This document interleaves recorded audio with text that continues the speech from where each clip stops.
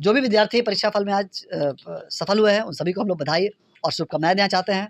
और जो भी विद्यार्थी यदि किसी कारणवश अपने रिज़ल्ट से या अपने मार्क्स से संतुष्ट नहीं हैं, तो उस विषय के लिए 1 अप्रैल से 8 अप्रैल के बीच वे स्क्रूटनी के लिए आवेदन कर सकते हैं। बिहार बोर्ड परीक्षा 2025 में इंटर के विद्यार्थी जो विद्यार्थी फेल हुए हैं, चाहे जो विद्यार्थी इंटर का एग्जाम नहीं दे पाए थे, किसी कारणवश उनका किसी विषय का एग्जाम छूट गया था, वो सारे विद्यार्थी के लिए बिहार बोर्ड की तरफ से सुनहरा ऑप्शन है। तो क्लास 12 के जितने विद्यार्थी इंटर वाले विद्यार्थी है, वो सारे विद्यार्थी इस नोटिस को पूरा पढ़े और पूरा जाने। यदि आप किसी विषय में फेल हैं या आपका एग्जाम इंटर वाले विद्यार्थी का किसी एक सब्जेक्ट 2 सब्जेक्ट का छूट गया है, तो आसानी से आप ये काम करके अपने रिजल्ट को बेहतर बना सकते हैं। बिहार बोर्ड का सबसे सुनहरा ऑफर है। देखो, बिहार बोर्ड ने ऐसा इसलिए किया है कि आपका साल भर टाइम बर्बाद नहीं हो, क्योंकि आपका किसी विषय में एग्जाम छूट गया हो या फिर आपका किसी विषय में आप फेल हो चुके हैं, तो उसमें आपको एग्जाम अगले साल देना पड़ता है ना, साल भर बर्बाद होता है। इसी कारण से बिहार बोर्ड ने इंटर वाले विद्यार्थियों के लिए सुनहरा ऑप्शन है कि वो जो विद्यार्थी इंटर में फेल हुए हैं, चाहे जो विद्यार्थी इंटर का एग्जाम नहीं दे पाए थे, उनके लिए ये काम करना होगा और वो बच्चे अपने अच्छे अंक से पास हो जाएंगे, उनका साल भर टाइम बर्बाद नहीं होगा।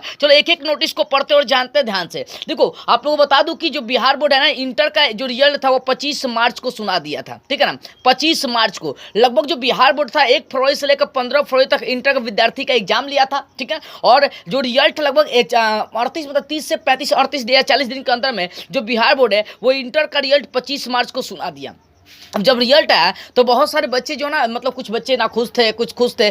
जिनका रिजल्ट बेहतर आ गया वो सारे बच्चे खुश थे, और जिनका रिजल्ट नहीं आ पाया वो सारे बच्चे क्या थे, ना खुश थे। तो जैसे हम लोग बात करते हैं कि जिन बच्चों का इंटर में एग्जाम मतलब रिजल्ट नहीं आ पाया, चाहे फेल हो चुके हैं या वो एग्जाम देने गए ही नहीं थे, वो सारे बच्चे क्या कर सकते हैं। देखो, बिहार बोर्ड ने क्या नियम लगाया और क्या कानून लगाया, वो सब बातें एक एक बातों को समझिए आप। देखो, आप सभी को मैंने बता दिया कि बिहार बोर्ड जो है 25 मार्च को इंटर का रिजल्ट सुनाया था, और जो बच्चे 25 मार्च का रिजल्ट आने के बाद नाखुश हैं, उनका रिजल्ट मतलब वो किसी विषय में फेल है, तो सारे विद्यार्थी जो है ना ये काम करें। कौन कौन सा काम, देखिए जैसा नोटिस को पढ़ते और समझते हैं। देखो, इंटर वार्षिक परीक्षा 2025 में फेल या परीक्षा से वंचित स्टूडेंट को विशेष और कपार्टमेंटल परीक्षा में शामिल होने का मौका दिया गया है। यानी कहने का मतलब बिहार बोर्ड कहता है कि जो विद्यार्थी फेल हो चुका है, ठीक है ना, जो विद्यार्थी फेल हो चुका है या जो विद्यार्थी इंटर में एग्जाम नहीं दे पाया किसी एक विषय का, वो सारे विद्यार्थी ये काम कर सकते हैं, कपार्टमेंटल का एग्जाम दे सकते हैं, विशेष परीक्षा दे सकते हैं। कपार्टमेंटल का एग्जाम देखो कब से होने वाला। कपार्टमेंटल मतलब क्या होता है कि मान लीजिए कि आपका किसी एक विषय में क्रॉस होगा, मान लीजिए कि आपका फिजिक्स में, साइंस वाले बच्चे का लेकर चलते हैं,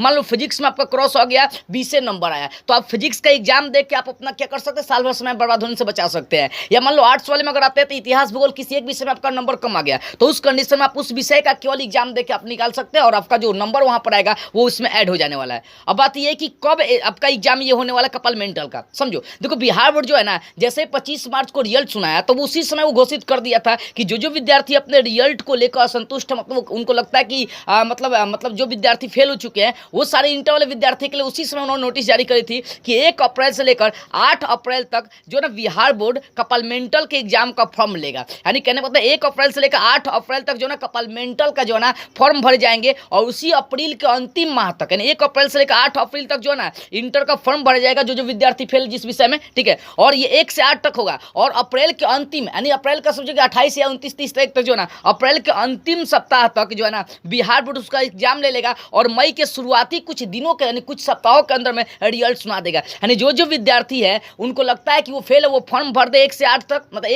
1 अप्रैल से 8 अप्रैल तक वो फॉर्म भर सकते हैं, और आने वाला मई में उनका रिजल्ट आएगा। मई में रिजल्ट आएगा तो वो रिजल्ट आपके एडमिट कार्ड में, मतलब आपके मार्कशीट में जुड़ जाएंगे, जिसके आधार पर आप अगला सेशन में नाम लिखवा सकते हैं। मतलब आपका साल भर टाइम बर्बाद नहीं होगा। तो जो विद्यार्थी इंटर का, वो सारे विद्यार्थी जाएं और फॉर्म अप्लाई कर दे जिस विषय में आप फेल हैं, ठीक है, ताकि आपका साल भर समय बर्बाद होने से बच जाए। और जिस विषय में आप लोग फेल है ना, उस विषय का आप लोग जाकर अच्छे से तैयारी करें, ताकि फिर इस बार आपको फेल होने का नौबत नहीं है। नहीं तो आप लोगों को दिक्कत हो, मान लीजिए कि किसी एक विषय में फिर एग्जाम दिए, फिजिक्स या केमिस्ट्री या इतिहास भूगोल कोनो में एग्जाम दिए हैं, और फिर उसमें आप फेल हो गए तो फिर दिक्कत हो जाएगा। कपार्टमेंटल का मतलब एक विषय में, 1 या 2 विषय में फेल हैं, तो आप आसानी से कपार्टमेंटल का एग्जाम देकर उसको निकाल सकते हो, साल भर समय बर्बाद होने से आप बचा सकते हैं। तो जाइए जल्दी फॉर्म भरिए और तैयारी में आज और अभी से आप लग जाइए।